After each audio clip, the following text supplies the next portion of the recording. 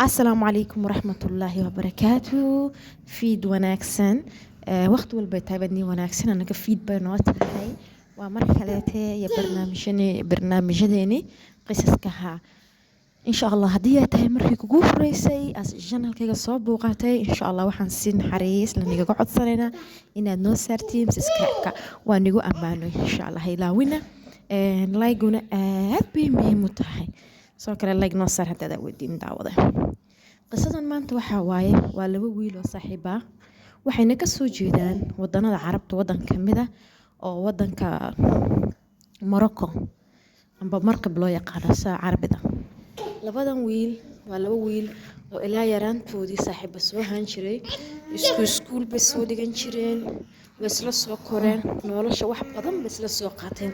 heer ilaa ay waalidiintoodii is yaqaaniin guryahooga ay isku ziyaartaan ay meel walba isku raacaan waxaa dhacday maalimaha ka mid ah ayaga oo raba inay xaflad tagaan ay ballansan yihiin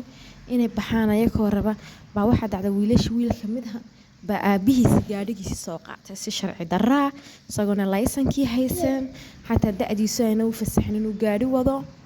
baa soo qaatay gaadhigii aabihii wadanada carabta sidoodaba ilmaha isagoo yar oo jiro 10 sano 12 sano ilaa 15 sano jira baaba marka qaarkood iska arkaysaa isagoo gaadhi iska wata taasoo yacni gaarida waalidiintooda iska kaxaystaan marka waxaa dhacday wiilka gaadhiga aabihii iska soo qaatay maalin casara uu soo socday gurigii saaxiibkii buu yimiday maadaamay ballan lahaayeen markuu saaxiibkii u yimiday guriga wuxuu tagay saaxiibkii oo qubaysanaya amba madartay aanan wali isdiyaarin kadib waxaa dhacday wiil yar oo 10 sano ka yar saaxiibkii walaalahaayeen buu kula kulmay halkii guriga markaasuu ku dhahay kaale laba jeer han ku soo duuriyo qofkana siisa markuu gaariga ku cusub yahay uu iska xiiseeyaa inuu baxbaxo gaariga qaato uu dadka xaray kaas wiilkii wuxuu fiiri kaale laba jeer baan ku soo duurinayaa intuu walaalka diyaar garoobayo wiilkii yar gaarigii uu koray uu raacay way socdeen wax badan baa yakoo socon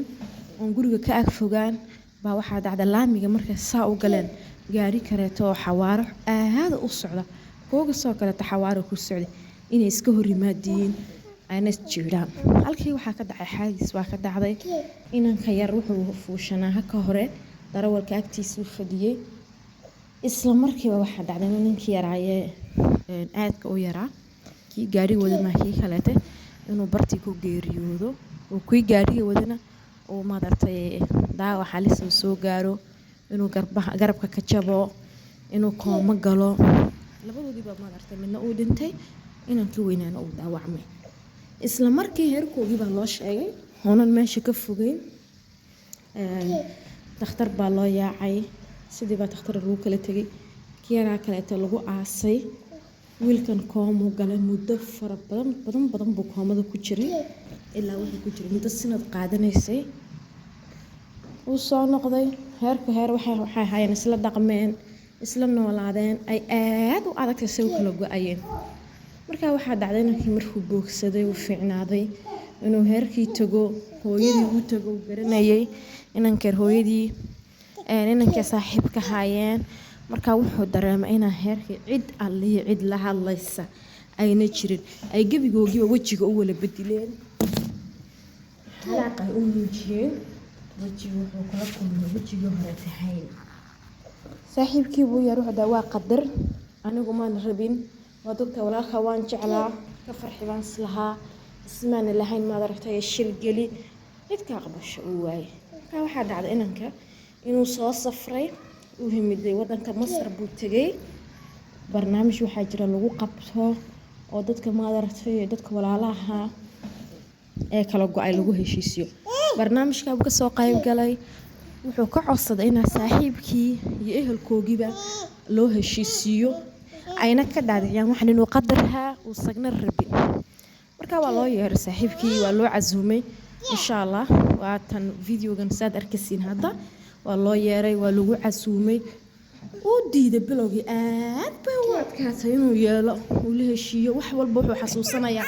adigu wiilkeer maxaa u qaaday soo adigu khaladka ma lahayn ugu dambeyntii barnaamij waxaa lagu guuleystay inay labadii wiil heshiiyaan halkii ku heshiiyaan uu kasii codsado weliba hooyadii wiilka yar